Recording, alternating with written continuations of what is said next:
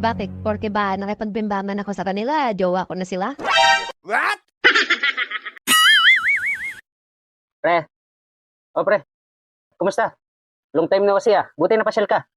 Pre, papakilala ko sa iyo yung girlfriend ko, si Laura. Wow naman! Naalala mo pa siya? Siya yung kabats natin nung high school. Yung katabi ng classroom natin. Oo naman pre, hindi ko makakalimutan yan. Eh di wow. Hindi ko ka rin, bakit? What?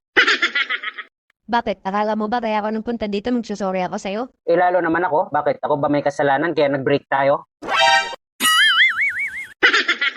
Puro ka lang naman hinala, wala ka namang napatunayan eh. Paano nga hindi ako maghihinala? Eh marami nakakapagsabi. O di ba yung unang ginawa mo sa likod ng classroom nyo, ang kasama mo yung gwardiya ng school natin? Kasalanan mo na yan. Di ba sabi ko naman sa'yo wala na akong allowance? Oh, binigyan mo ba ako? Di ba hindi? O sige, palagay na natin na may pagkukulang ako doon. Eh yung sabi mong group project nyo, doon sa bahay ng kaklase mo, di ba? 3 lalaki yung kasama mo. Oh, ano naman masama doon? Eh, group project nga eh. Eh nakausap ko yung isang kasama nyo eh. Sabi niya hindi daw naman group project ang ginawa nyo. Nag-inuman lang daw naman kayo tapos nag-group bimbang. Wow naman! Eh, kasalanan mo na yan. Sinasama naman kita, hindi ka sumama. Ba't naman ako sasama? Hindi naman tayo magkaklase. Malay ko ba na hindi pala project ang gagawin nyo? Naging kayo pala? Oo pre, hindi mo alam. Ang tagal naging kami niyan ah. Di ba muntik pa nga kaming hindi makagraduate kasi nga nabuntis ko yan? Daw. What? Kaya lang nakunan. Kaya ayun, buti na lang. Kaya ba palagi kitang nakikitang lumalabas dun sa sagingan sa likod ng school natin? What?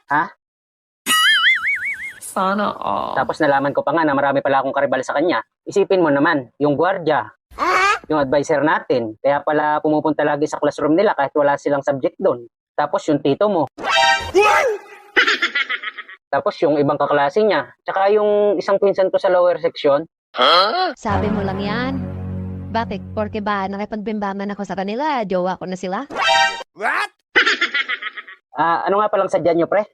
Langya kayo, pre? Kaya pa naman pumunta kami dito kasi kukunin kitang abay sa kasal namin. Visit!